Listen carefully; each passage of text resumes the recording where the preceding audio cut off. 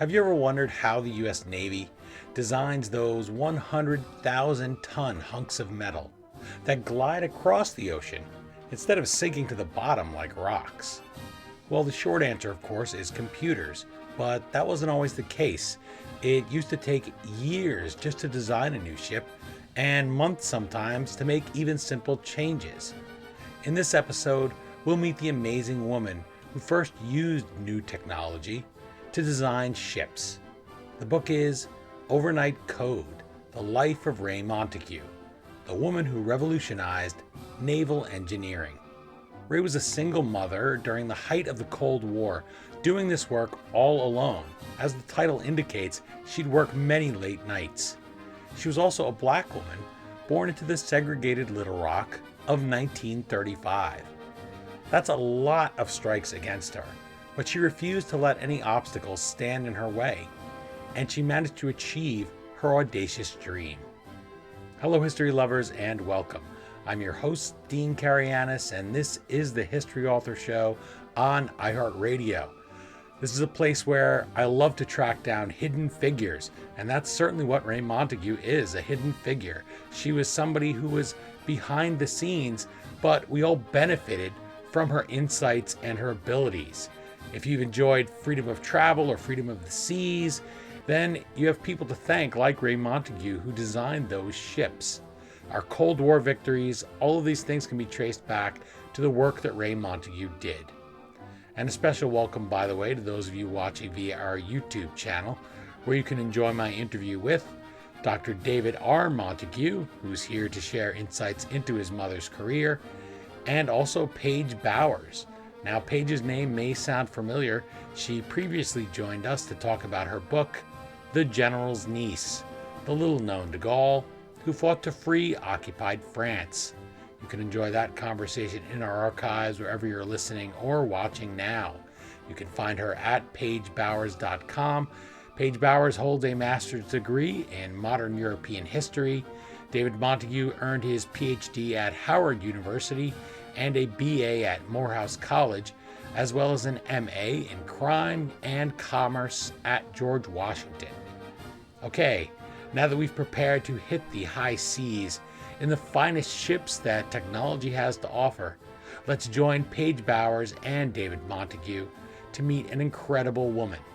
But first, let's hear from that woman herself. Let's hear from Raye Montague, the woman who stayed up late into the evening writing Overnight Code.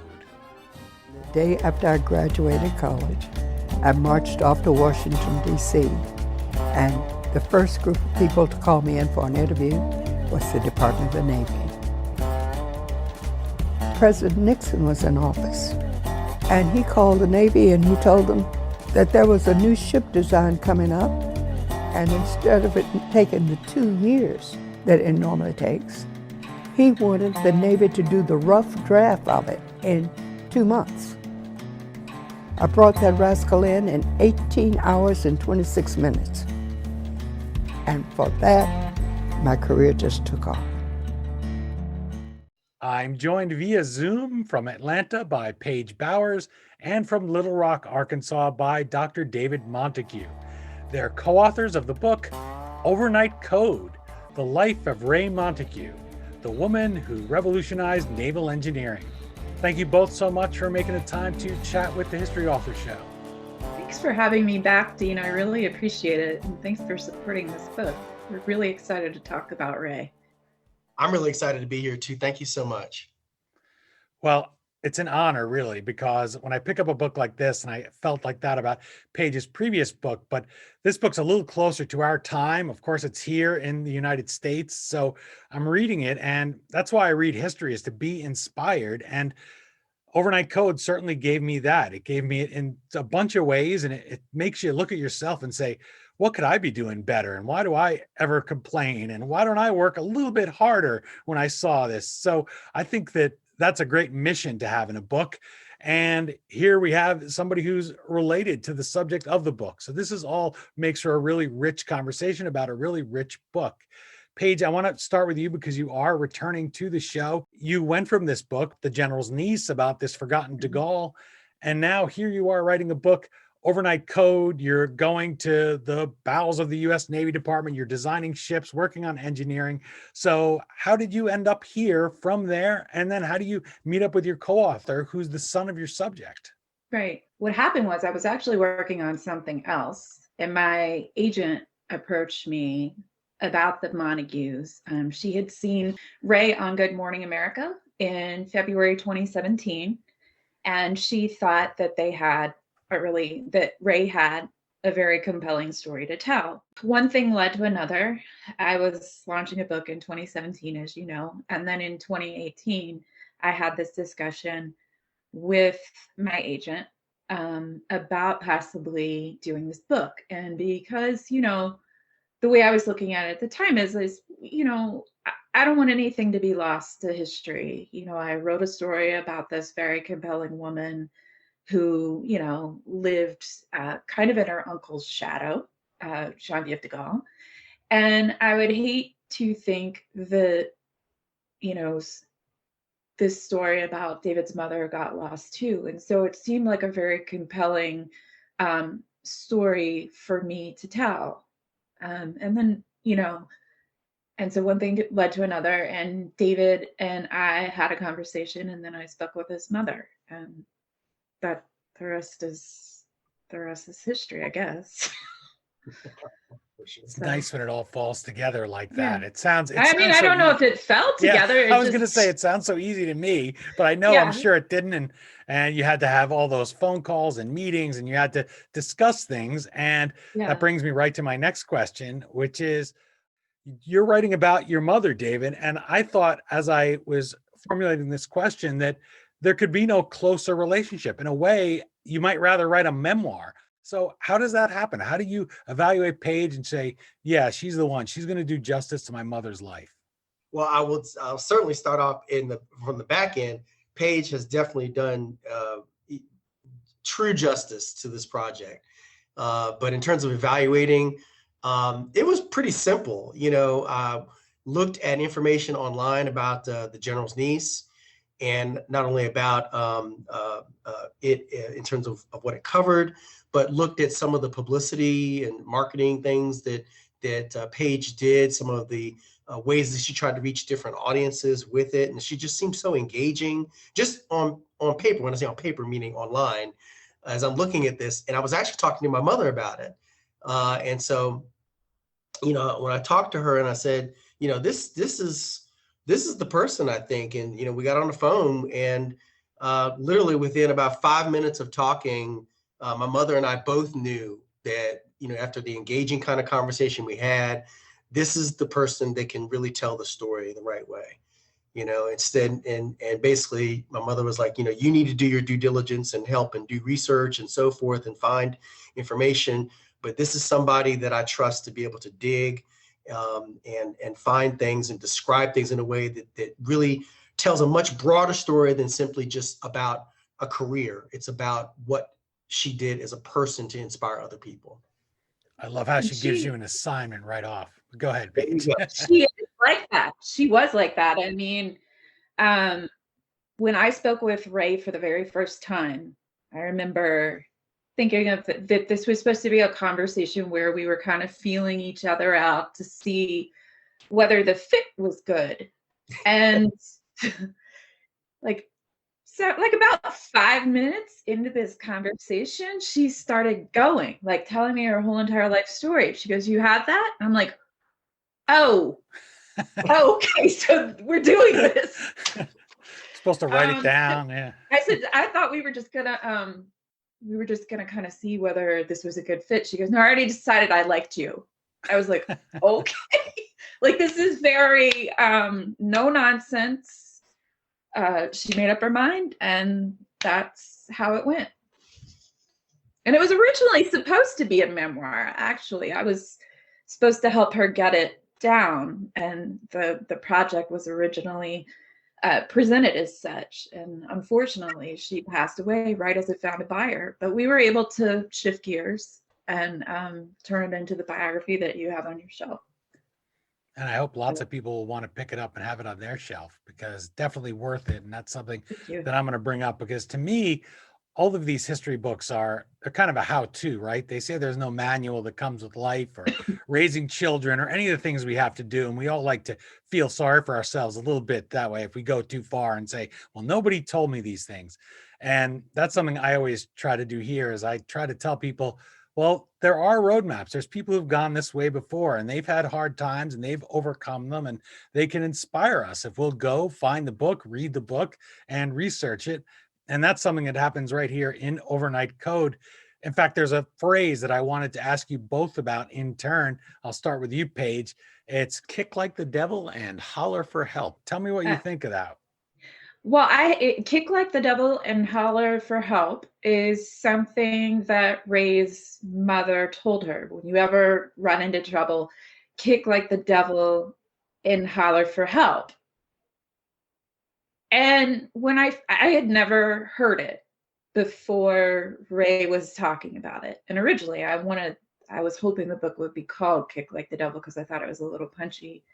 But I think it's a pretty relatable thing. We all run into problems every once in a while in our life. And, you got to fight your way out of it. And if you can't do it on your own, then holler for help. There are people around you, if you're lucky, who will uplift you and help you get around your obstacles or the obstacles that are in your way.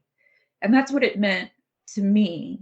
And I mean, it was very much a phrase that as I wrote, I connected it with almost every chapter in some way. It was there, just every page. So that's what it meant to me. And you, David, did you grow up hearing that often, or is that something that just jumped out at you from the book? I heard it growing up every now and then. It wasn't that frequent, but a lot of times it was words of advice that I would hear her give when she would go and do presentations. She was very active with her women's group, the Lynx, and she was also active with Alpha Kappa Alpha sorority. And when she was in the Washington, D.C. area during her career, as a kid, I would accompany her to the Link event, and she would give that kind of advice. And really, what she, when she would say it, she would put it in the context of people are going to throw obstacles in your way, and when they do, you just find a way around it, keep kicking, keep scratching, clawing, do whatever you have to do, and then try to find a way, like Paige said, to get assistance to get around those obstacles. And I think the important part that's really not connected with the phrase, but she did emphasize to people, is understand that you're not going to win every battle, but it's important that you try really hard and to win the war. And so I think that's really important to just add to this interview, is that even when she retired and she moved back here to Little Rock, when she would go to local schools and professional associations and talk to them for their professional training sessions, they counted for continuing education, and even in the prisons, talking to people that are incarcerated, she emphasized the same thing, and she said, this is really important for you to understand that you have to just keep fighting, and people are going to throw obstacles in your way.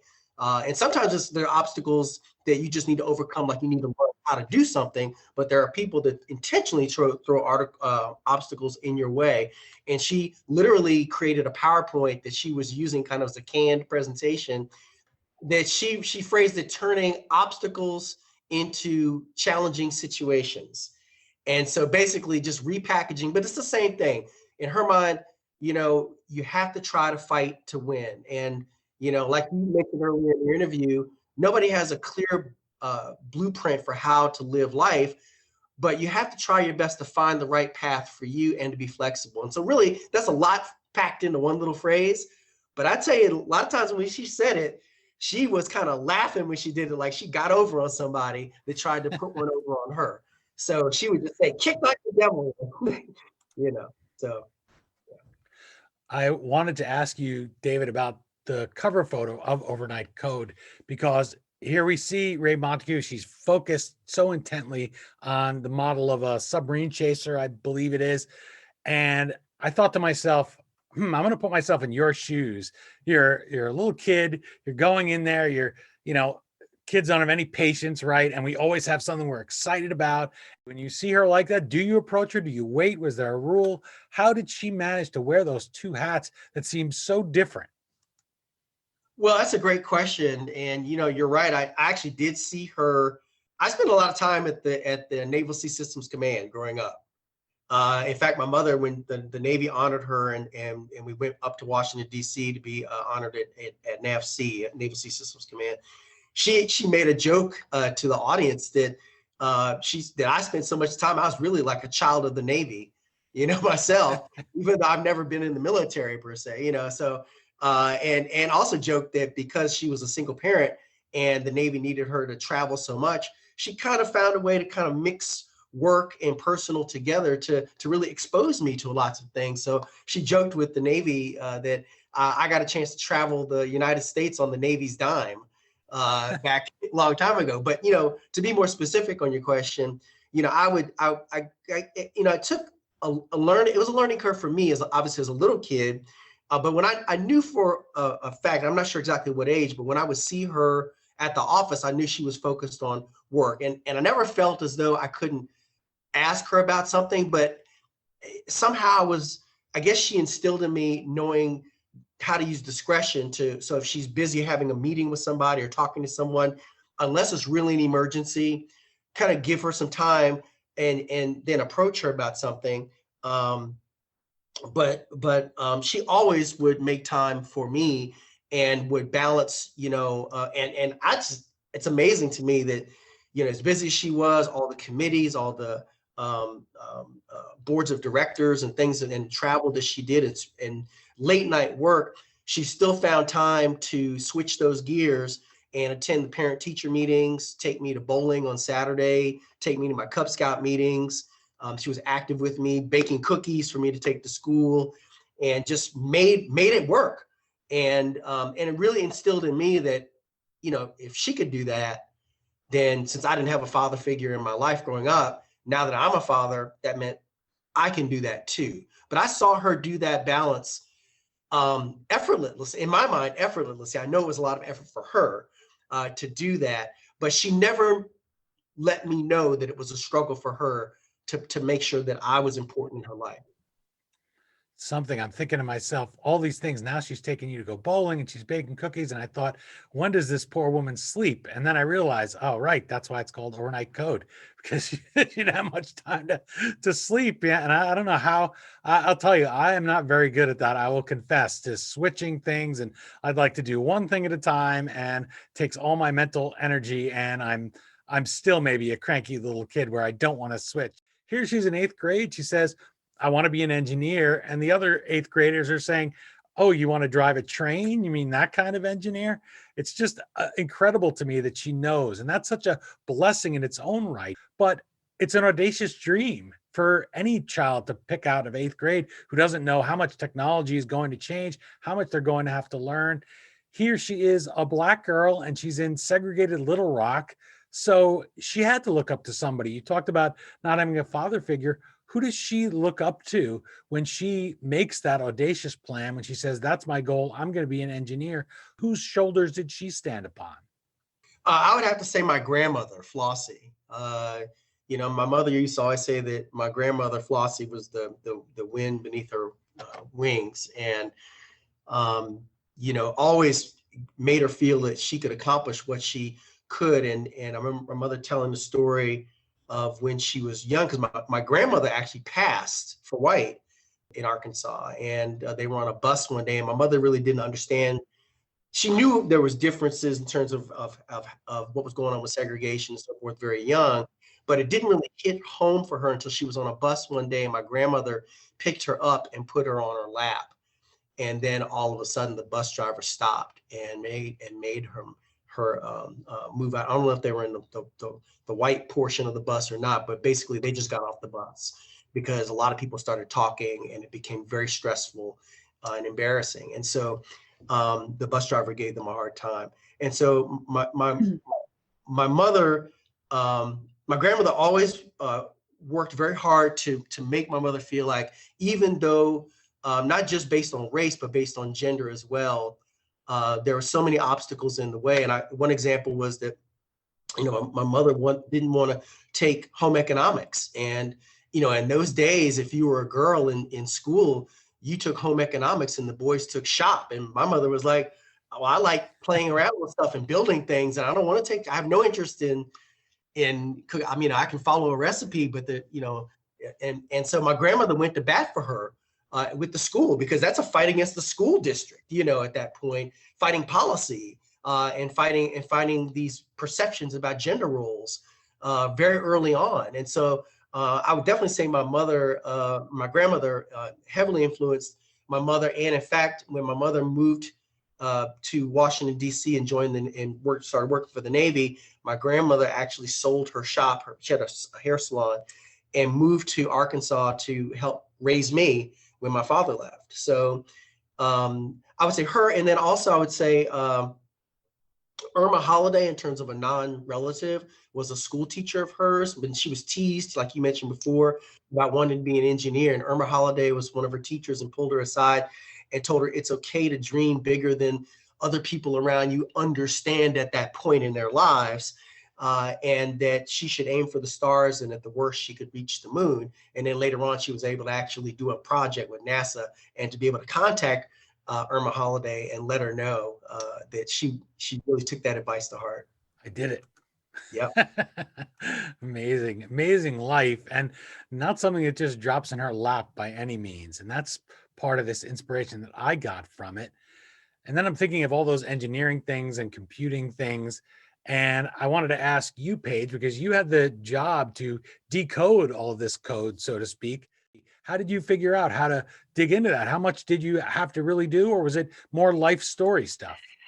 I mean, I felt like you had to talk about the technology and the engineering, which was daunting for me because I was never much of a math and science student. So I felt like the bar was really, really high. And so I did a lot of reading about the history of ship design, which was manual up until the point when his mother really transformed it. And it was this very long, laborious process where, everything is drawn by hand and measured and, set to a certain degree to hold a certain amount of sailors. And if you add 2 more, then maybe you have to add more feet and more propulsion. So all the calculations that you did on this ship would have to be redone. And there's like a ton of calculations. You'd have to move like pipes and things like that, depending on how you change the ship. And the longer, the more changes that an admiral would ask for as you were drafting by hand, the longer this would take and the more money it would cost. So computers were something that could make these alterations swiftly, do these calculations swiftly, and take a lot of time and money off the usual cost of building a ship. Ships would take years, 3 to 5 years, say, and cost millions and millions of dollars. When David's mother drafted a ship design using a computer, she did it in 18 hours and 26 minutes, which is amazing. But I did a lot of reading. If I started when I was in 8th grade. The bar was high right there, and I felt like it was something that had to be explained well, and it had to be explained in a really accessible way so that people could understand why what she did was so remarkable. I mean, for me, like when I write, I try to think about this life as a whole, but this moment was really important to the whole sweep of it. And so I had to get that right. I love that you talk about your grandmother there and the role that she played. And I wanted to ask a question about that occurs to me as I'm reading the book and then as you're speaking about her. And that's that day that young Raye decides, I'm going to take a new walk home from school. Now, if you're a parent, right, and you're saying, oh, okay, she's not there, she's not in the usual place, she's just disappeared, your mind starts running away with you, and you have all kinds of worries. And she explains to her, you can't do that, you can't just go, you should go with your friends and make sure you get there. And she says, I needed to try new things and see where they led. That was me, always wanting to investigate. And I just love that because I like that too. I took apart those toys when I was little and I couldn't put them back together. Of course, David, your mother could have put them back together, but I wanted to see how it worked. And I like problem solving in other ways, things like even putting together an interview, let's say, or other things that I do, writing. It's like there's always a problem to be solved and you want to try different ways. And so I wanted to ask, how did that drive that she had to find new reasons, to find new ways to get to places, to solve problems, to not just be in a rut and do the same thing every time because, well, it was easy and that was your routine and let me stick to my routine. How does that help her and drive her to reach new goals in her career and to revolutionize, which is not a word that's casual here in the subhead of Overnight Code, to revolutionize naval engineering? Well, she used to tell people, especially at the professional associations when she would talk to them, and she did this, I mean, early on, and that, never let the grass grow, beneath your feet. Always try to find, if you're comfortable where you are, then, and you feel like that's really where you're meant to be, that's one thing, but never feel like you shouldn't have the courage to try something new, and I think one important thing that I saw my mother do, and I think what drove her is that she always believed that you need to use all your life experiences, whether positive or negative, in some way to help move you to the next level or figure out what direction to go along a path. And so, I'll give you an example. When she wanted to go to college, she wanted to study engineering, and the University of Arkansas Fayetteville, had the undergraduate, engineering program, but they didn't accept minorities. And they've actually posthumously given her the Silas Hunt Award to recognize that that was the case back then. And so she ended up studying, she wanted to study engineering. And so since that option was not available to her because of segregation, she ended up studying business at what's now University of Arkansas Pine Bluff, but was AM&N in the 50s. And that turned out to be an advantage for her, as a matter of fact, because she already knew she wanted to go into engineering.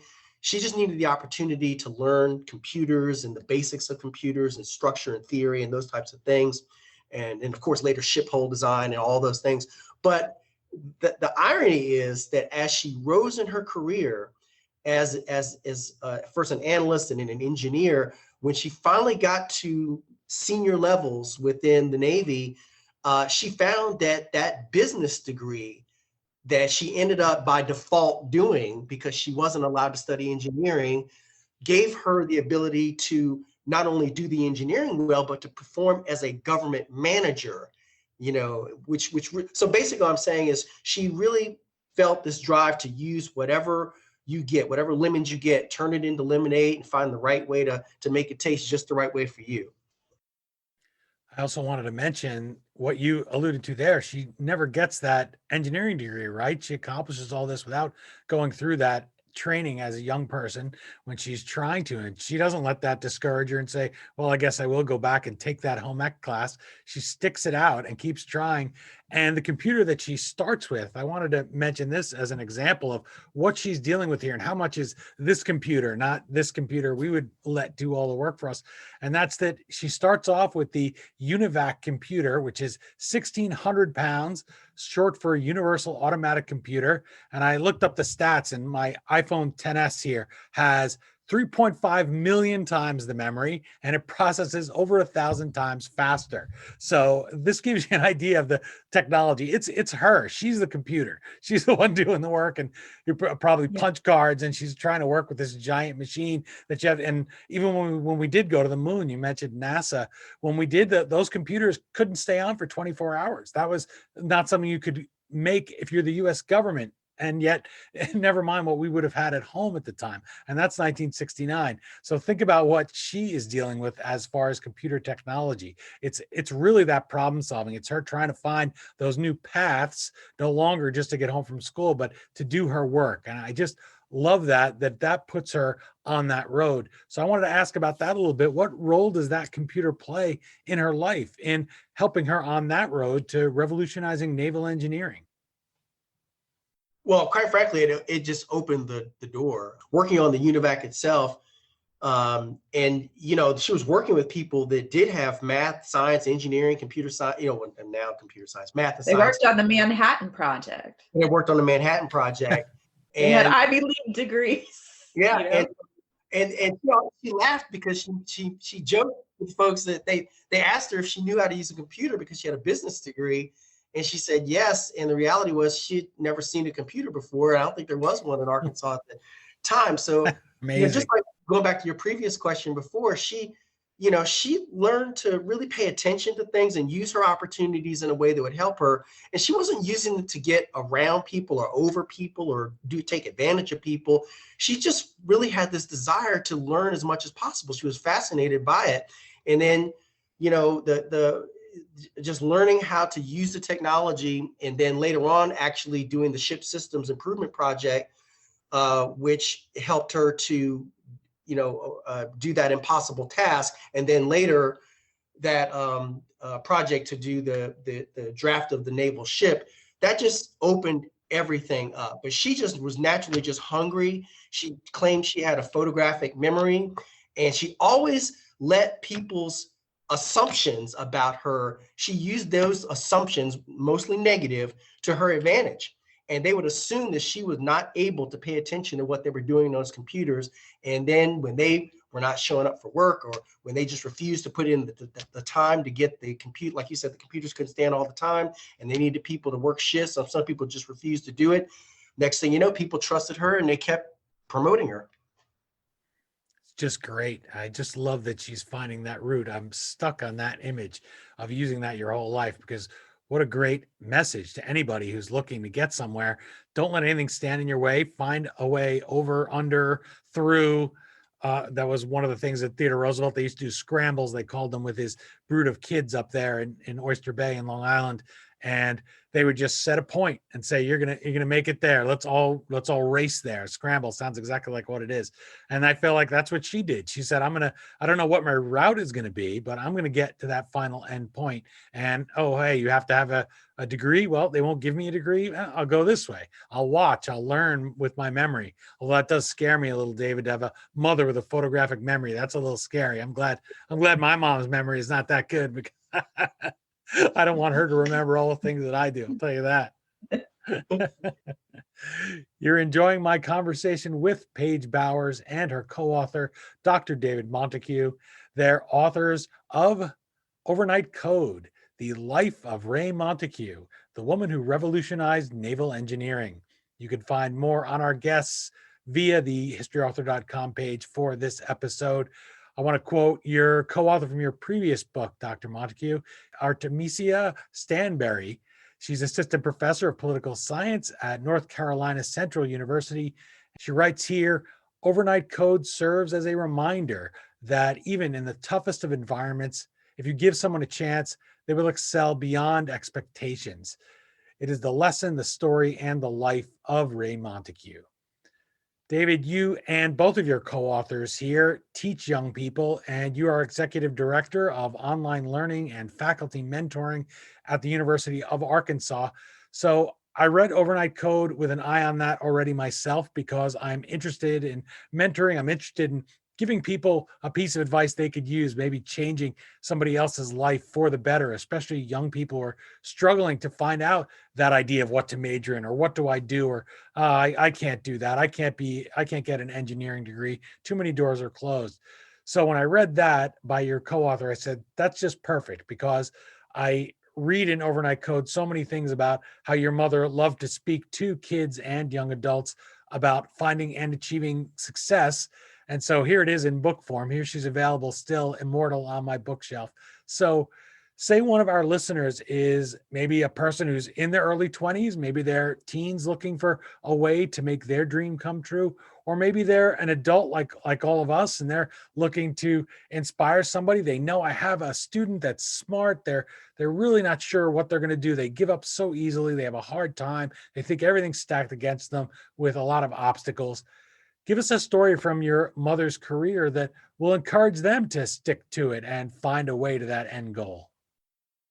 Wow, that's a great question. And you're right. She really just truly enjoyed doing that type of public speaking. And she kind of put that in me as well. I love it as well. It's incredible. And I have heard her speak to so many young people, but if she were in the room right now and we're talking to a group of younger people, and I'm in my 50s now, but if it was some 20 somethings, I don't want, there's so many stories, but one example would be how when she was early in her career and she was trying to find a type of project that would help really put her on the map, that would really let her debut her skills and really make sure that she really had made a good career choice, that she knew what how to move forward.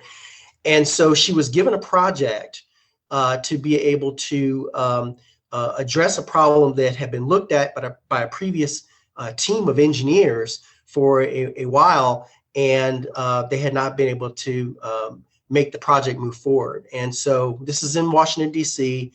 And so, my mother basically started from scratch, and she I think the message is, take your time to really look at something. If you got something you're trying to achieve, really understand what it takes to get it to work, and try your best to understand all the various avenues, parts, decisions that need to be made. Be willing to take some risks, but also try to use your due diligence to move that project forward. So what she did was, she was not having success in Washington, D.C. on that project, and she ended up, on the Navy's money, going up to New York, and found out that there was a company on Wall Street, a private firm that had been helping out on that project. And so she wasn't getting the answers she wanted from the folks at the Navy. So she went up to New York, like I mentioned, and actually met with the contractor themselves and sat down and worked with them to really understand the real basics of the problem. And so, to put it in perspective, if I have my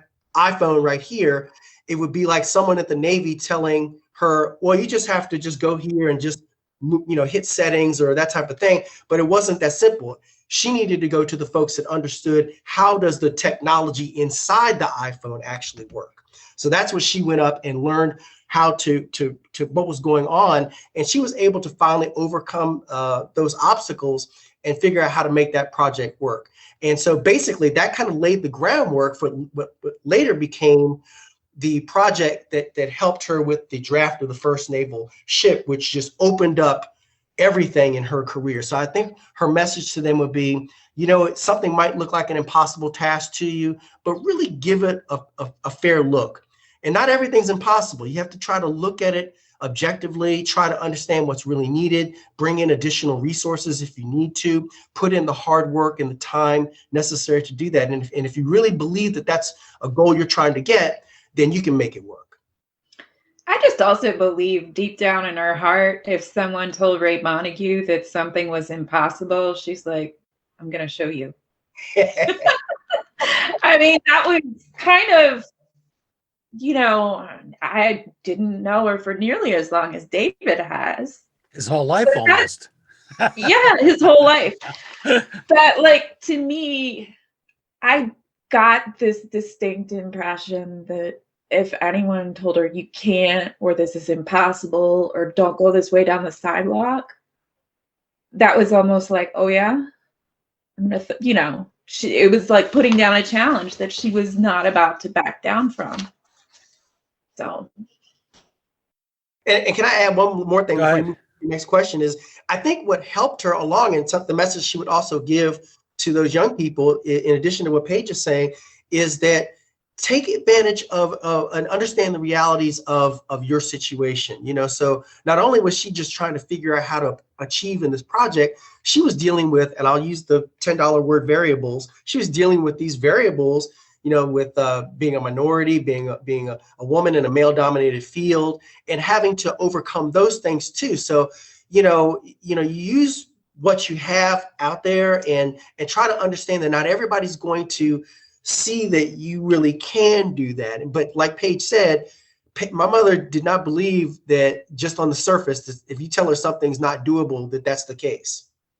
And she wanted young people to believe that and really to inspire them to have more faith in themselves. Yeah. I mentioned that little bit there about how I was putting myself down and my academic abilities. And it reminded me in this context of young people that, Your mother did that with her typing skills, where she would tell that story and she'd play down her abilities. And that's why I put this book, My Early Life by Winston Churchill, here next to your book, Overnight Code, because I wanted it to remind me, because Churchill does a lot of that in that book, because he wrote it in the 20s before he was the great leader, when he was kind of adrift in his career and the wilderness years, as they call them. And he wanted to inspire young people. So he always played down how good of a student he was. Struck me here in Overnight Code that your mother did the same thing, David. She would play that down. And I thought that's part of that story, where she wanted to inspire people. And yet in her own life, it was so hard for her, it sounds like, to find people that she could just be friends with and just have a life. But also that might have been a little bit of survival there for her. Well, I think that's a very good point. And, my mother actually did have a very active social life, even given the obstacles and, different, the difficulties of, like you mentioned, finding, so there weren't a lot of other women in her area early on in the Navy, in terms of doing the type of work she was doing. But there were certainly other women in some technical roles in other areas, and they kind of had a network. But she, once people realized, especially the men in male-dominated field, recognized that, hey, she's really okay. She really knows her stuff. She's genuine, and she was befriended by people that initially were not very friendly to her over the years. And so I think that that's a very important thing to mention, because a lot of people that in some of the settings where you would think, well, this person makes me feel like they're going to steal my husband. And there was some of that. There were a lot of folks that were like, oh no, go, you and my husband know these, go off and talk about that. But I do want to also add that she did find avenues to be able to really highlight the things that she was really good at, such as playing bridge. And, people that like to play bridge, they don't downplay that skill. And when she was active bridge player in 2 bridge clubs growing up, her and my grandmother. And then when she moved to Arkansas after retirement, she was active in 2 bridge clubs as well. And I think they just assumed that she might be okay. She went in there and just kind of said, well, I think I might be all right. And she went in there and knocked the socks off of them. Yeah, there's that goes back to her not backing down from a challenge, David. But also, I think one thing that, she did have some challenges, the ones that you mentioned, Dean, but overall, this was a woman with some incredible people skills who never met a stranger. I mean, she's in touch with people, or she was in touch with people from all kinds of walks of her life, or different parts of her life. And she just has a really good way with people. She asks questions. She listened, she understood, she remembered, the darndest things about people. And it made her a very engaging person to get to know, and also a really engaging person to write about, because she could tell stories, but she also could connect with you too. And that was the magic of Raye Montague. She connected with so many people, whether it was school children or colleagues or, coworkers who needed her mentoring and support. People, you walk all around Little Rock right now and somebody knows Raye Montague and they have a story about Raye Montague. I mean, David and I went to go get ribs one night, and the lady behind the counter at Sims is like, oh, so she was a woman who, yes, did have some challenges, because here she is, bright, larger than life, brilliant. But she met people where they were, and she connected with them where they were. And she was just a really special person in that regard. Can I add one more thing to that, just to piggyback on Paige? Because, She's editing.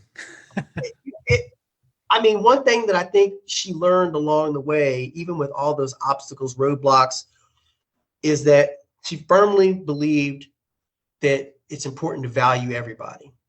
Mm-hmm.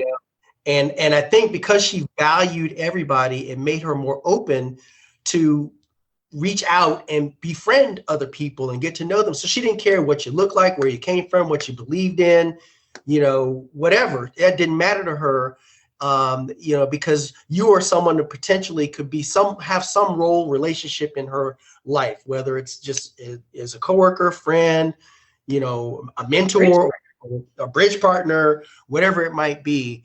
And I think that that's a very important lesson, that I think part of what helped her to do as well as she did socially was that she just really had an open heart and valued everybody, even though, and she made it very clear, even though that she dealt with people that didn't want to treat her the same way, she never used that as a reason to be bitter and not have an open heart and try to provide opportunities for other people.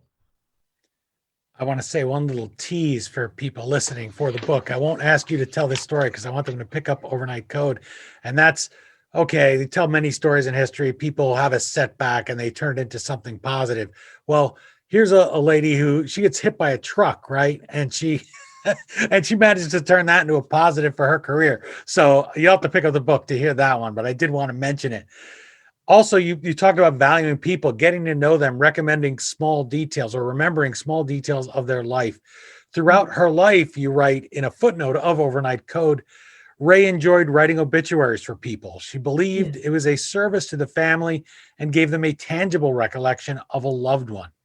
Now, Paige, a book like this one, or like The General's Niece, it's in a way doing the same job. You're writing a book that's putting the perspective on their life that they lived. So I wanted to ask you, how did you go about approaching that? Because here you're looking at that little hyphen between the year somebody's born and when they passed away. You have to take that responsibility, but you also have to do what you jokingly just did there to your co-author and edit down. You can't put everything in there. So how do you do that? It's really difficult because I find that I'm really fascinated by people, who they are, where they came from, what makes them tick, what makes them special, what problems they've overcome and what you can learn from them. And it's very difficult to distill a life and to do it justice. But I was given a really special life here, and a tight deadline. So that influenced it somewhat too. But I guess when I sit down and I talk to somebody, I just like to tell people what I learned from someone else, what they can learn from someone else, and what makes someone special. And I feel like, if we sat down and listened to other people more, we might find ourselves in a better place.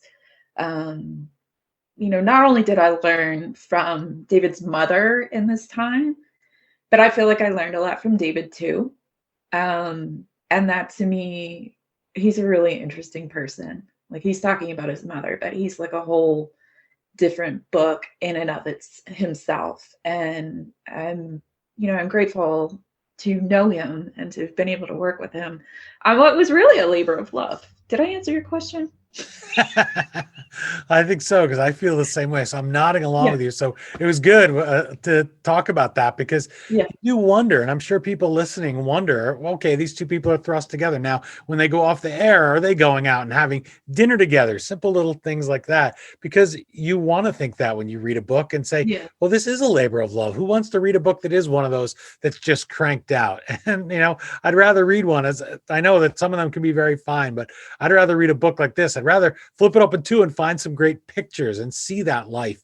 And that's something that I wanted to ask you both about, that I'm sure you had to edit those down, because here Raye Montague had so many. She had so many photographs. We had there were vats of photographs that David had. And we see that table right behind him.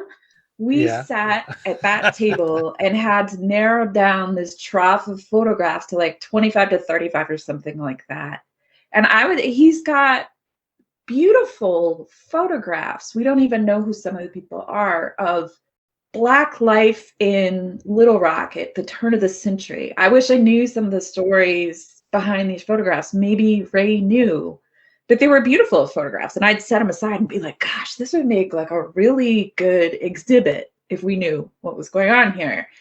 And then he'd say, I like my mom in this dress. I like my mom in this dress.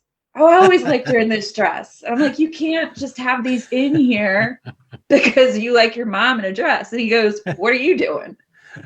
So we eventually got it down to, I think, about 40. Yeah, around that. Yeah. And then we had to narrow them down by another 15. It was agonizing.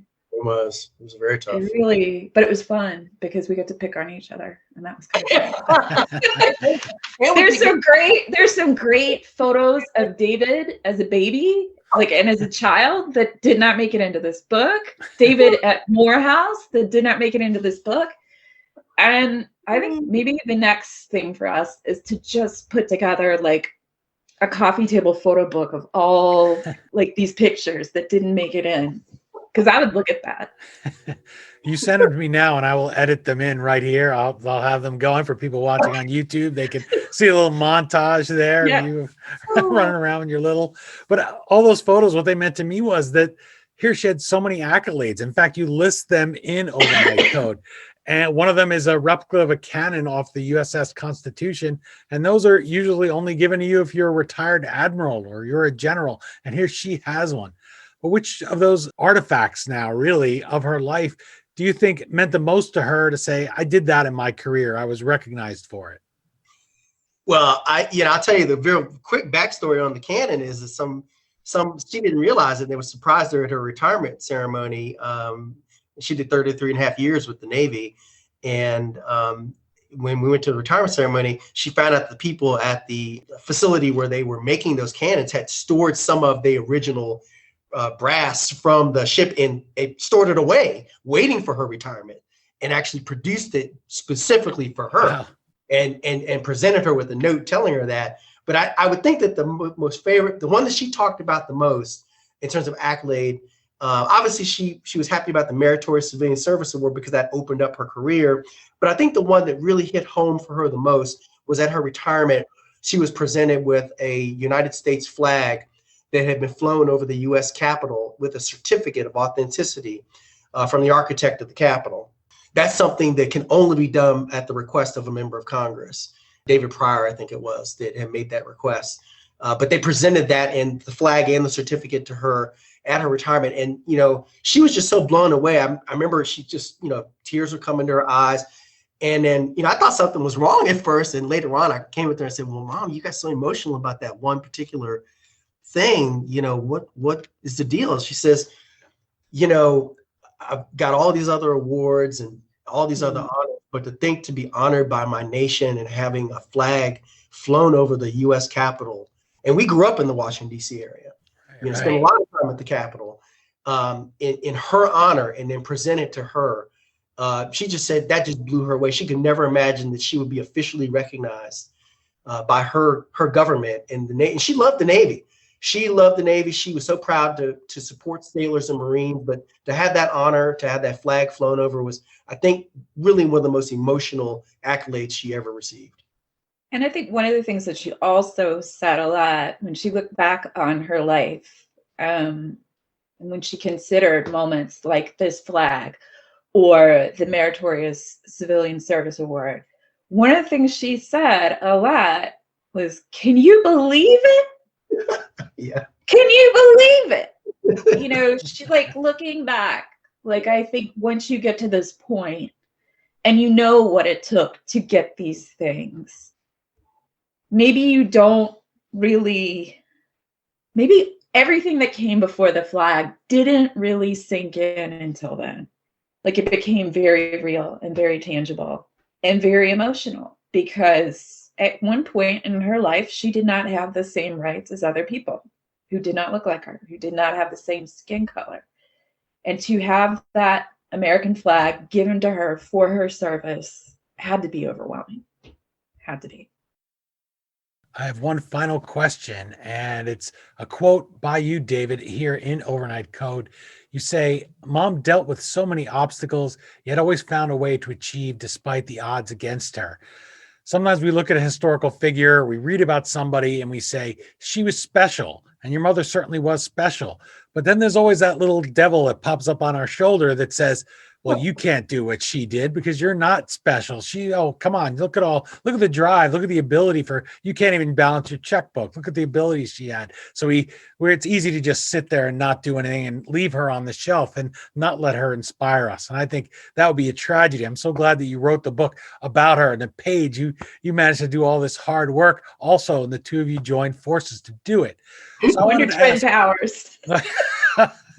now there's a sweet 70s reference. You know, we're all the same kids. We got millennials. Your students are watching this going, what? Wonder Twins? Who are they? But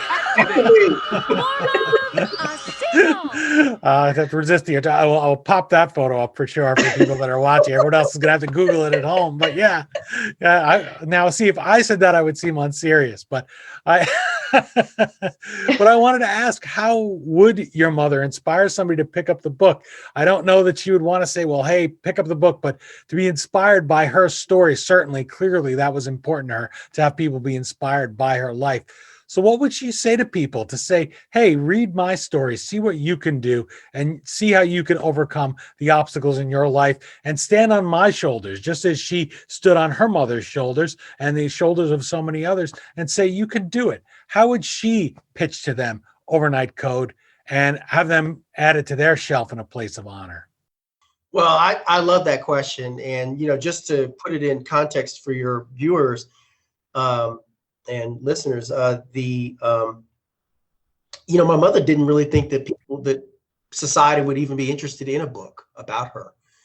She had been asked over and over again by different people when she would go to these different events that she should write a book about her life and her career.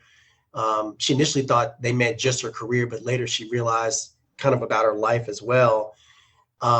And then it wasn't until she went on Good Morning America, and that's when it became more real. So, and then she finally, so the point is I'm making that one of her goals for wanting to start this book project to begin with, was that she wanted to use this book to live beyond her. And she wanted the book to do the same thing that she tried until she had almost her last breath in hospice.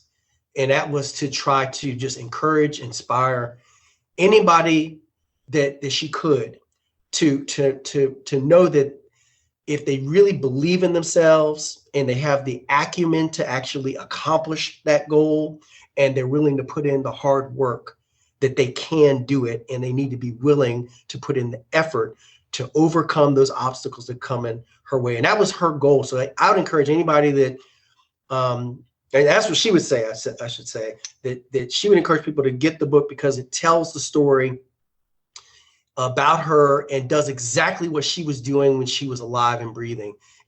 She wanted it to continue to inspire people down the road. So I really see this book as just her ability to do exactly the same thing that she did when she would go into the prisons. She would go to different book clubs, and she would go to libraries and go to STEM camps and talk to kids and churches and all different types of folks. And again, she didn't care who you were. The message was always the same. Yeah. She believed that's why God put her on this planet at the end. She said that, this is what I was put here to do, inspire people. And she has, and will continue to, thank God, because of this. Well, how fortunate a planet we are to have had her and have shared it with her. And she left it a better one than the one that she arrived in, certainly. Well, Dean, I'll tell you that the irony about what Paige said is so true because, even though my mother's been gone since 2018, I still have people showing up to the university saying they met my mother somewhere and she told them they need to go to school. So they want to come and enroll in school. And so my job is to try to help figure out how to get them on that path. So there are still people that it's in their mind. The spark has been, there, and I want that book to do the same thing for other people. Well, I do too. And I enjoyed it. She is alive to me, having read that book. And whenever I get down or I think I can't do it, or I start saying, oh, I can't possibly, I'm not good enough to do it. She's right there on my shelf whispering to me. And I have limited space here. So I want everybody listening today, Paige Bowers and Dr. David Montague, I thank you both. I hope they've all been inspired, and see how much fun we're having today. So it's a fun book too. Don't think because it's engineering. Well, I don't want somebody to give me that kick in the pants. We wanted to have fun. Yeah, we all need that, right? We all need that inspiration, and Raye Montague's life gives it to us. I love that, and I hope that people will pick it up, and when they need to kick like the devil and holler for help, here the help will be right on your bookshelf. You'll be able to pick it up and find something in there. It's a book that I'm certain people will enjoy. They'll definitely get something out of it. It'll just make you sit up straighter in your chair, and it'll make you tackle it. It'll make you maybe slough off those people who are telling you you can't do it. And you certainly will never again let a closed door stand in your way. You could scrabble up in through a window, right? Find a way to that final goal. This book was so inspiring. Paige, thank you so much for sending it to me. Thank you for having me. Thank you for bringing along your co-author here. Thank you, Wonder Twins. I really appreciate it. I can't wait till your powers activate for your next book. I hope you find one to write together. Let's get that picture book going. I'll be right here, and I will love to speak about it with you both. Thank you. Bye. Thank you so much. We appreciate it. Definitely. Thank you so much for having me. Well, thank you both. And thanks to your mother. I'm glad that you decided to share her with all of us. You see, only in the United States would we have had an opportunity to do these things. In spite of the system, I was able to accomplish, not because of the system. Now, wasn't that a fun conversation? I hope it was as much fun for you to listen to and watch as it was for me to host. Again, the book is Overnight Code, The Life of Raye Montague, the woman who revolutionized naval engineering. As always, you can find the Amazon link to purchase your copy at thehistoryauthor.com page for this episode. Every time you buy a book through our website, you help keep the flux capacitor on our time machine sailing along like usual, like one of the ships that Raye Montague helped design. My thanks to the Wonder Twins, Paige Bowers and Dr. David Montague, for sharing this inspiring woman with all of us today. She was an incredible engineer, an incredible woman, and just an incredible spirit. If I did my job, you'll go and pick up the book and really enjoy her adventures. Speaking of inspiring books, by the way, I like to occasionally take one down from my shelf and show it to you. This is my copy that I mentioned in the interview of My Early Life by Winston Churchill. This has been in so many prints over the years, and it really was his attempt to inspire people. And he still has a style that really holds up. In fact, they say that had he been killed during his work as a correspondent, he still would have been very well remembered because he just had such a way with words. So if you're a young person looking to pick up a book, one of Churchill's quotes is 20 to 25. Those are the years. So that's your time to go make your mark. Make your mark like Raye Montague did, and don't let anything stand in your way. She's such an inspiration. I want to thank Paige Bowers and David Montague for sharing her with all of us today. Remember, Paige's previous interview can be found in our archives. Her book was The General's Niece, the little-known de Gaulle who fought to free occupied France. You can find both of our guests through the historyauthor.com page for this episode. You can also find me on Twitter at HistoryDean, Facebook, LinkedIn, and Instagram.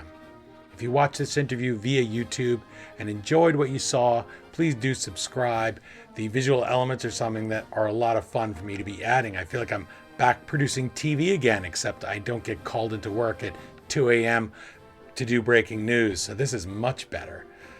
That's it for this installment of the History Author Show. I hope you'll join us next time for an all-new trip into the past together, right here on iHeartRadio.